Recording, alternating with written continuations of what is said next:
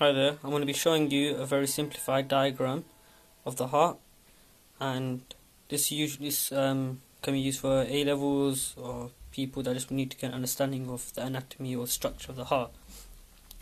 So I'm not going to draw exactly what a heart looks like. I'm not much of an artist, but if you look at it, it has this shape be something like this.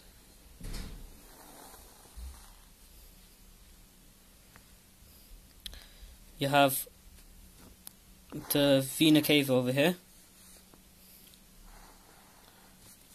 your pulmonary artery,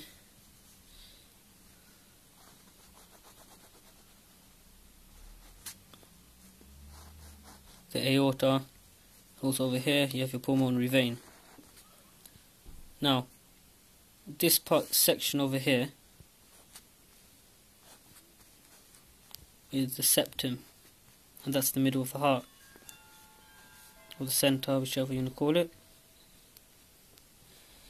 This over here is the apex,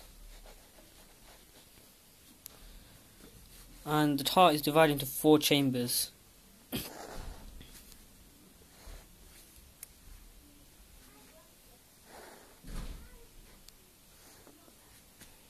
This over here is the right atrium. Over here is the tricuspid valve, if I remember correctly.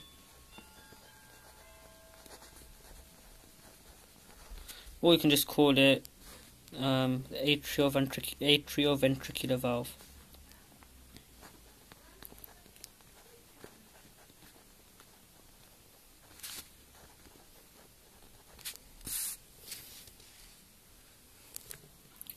Now, what keeps these valves open or closed and opens them are the tendinous cords, or the chordae tendineae.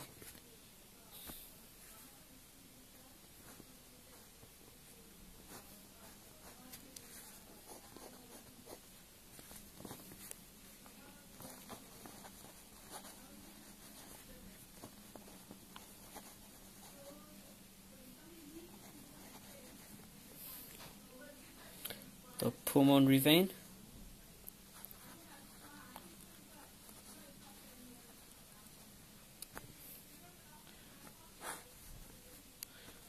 pulmonary artery, superior vena cava,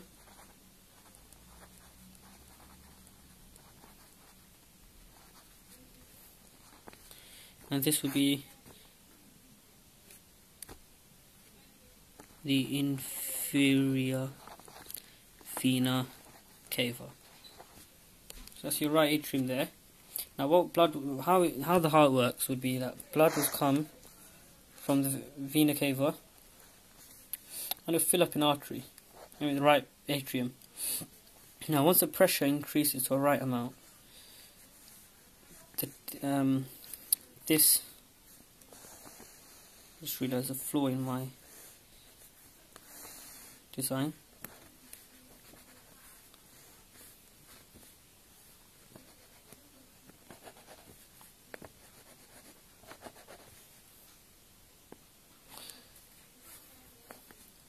Well, blood will flow through this valve once the pressure is high enough, and it will open up. Now these chordae tendineae, or the tendinous cords, they stop backflow and stop these valves from being blown inside out.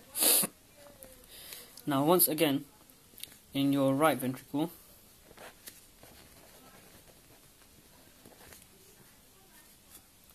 blood again will fill up, and once the pressure is high enough, it will open the valve over here, which is a semi-lunar valve.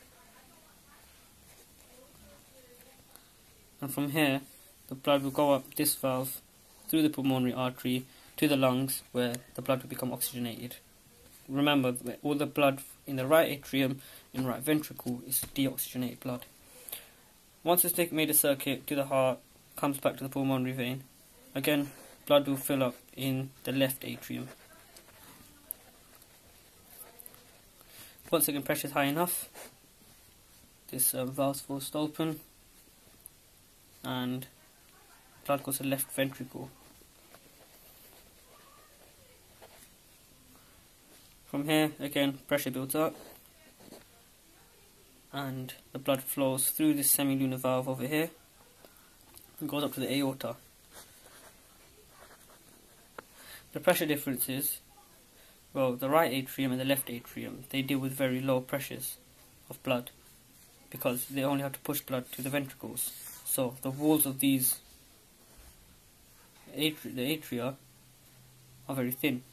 Now if you look at the right ventricle, the walls are slightly thicker than the atrium because that's to pump blood to the lungs and then back. With the left ventricle, the walls are the thickest because blood has to be pumped throughout the whole body, therefore it generates the highest pressure. Thank you for watching, hope you enjoyed it.